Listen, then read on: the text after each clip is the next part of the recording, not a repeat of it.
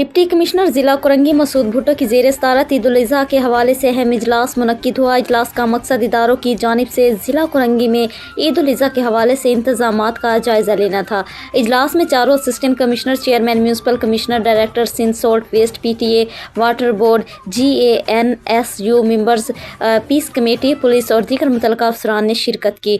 Deputy commissioner ज़िला Korangi doctor Masood Bhutto ने इजलास में आए हुए अफसरान और अपने अपने सब डिवीज़न में ईद उल अज़हा के मौके पर किए गए इंतजामात के हवाले से ब्रीफिंग दी। इस मौके पर डिप्टी कमिश्नर ज़िला कुरंगी मसूद भुट्टो ने तमाम डिपार्टमेंट्स को पाबंद किया कि चारों सब डिवीज़न में किए गए इंतजामात को और बेहतर बनाया जाए। गली मोहल्लों से कुर्बानी के जानवरों की आलाइशों और बाकियात को फौरी तौर पर उठाकर वहाँ पर चूने का छिड़काव किया जाए, मुकर्रर करदे डंपिंग पॉइंट्स पर मुंतकिल किया जाए।